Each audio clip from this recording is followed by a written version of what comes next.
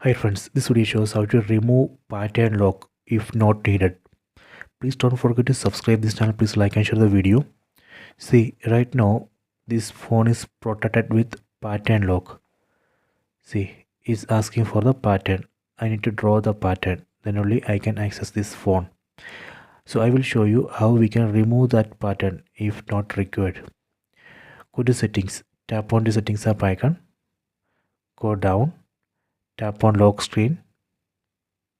Tap on screen lock type. Enter current pin or pattern. Let me enter current pattern. Here you can see list of screen lock type. See, right now I am using pattern lock, so I am going to remove it.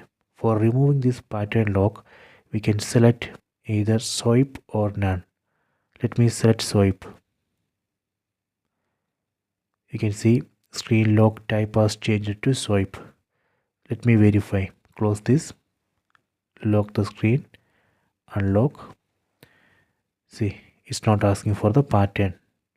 So this way we can remove pattern lock. Please try this. I hope you have enjoyed this video. Please subscribe this channel. Please like and share the video.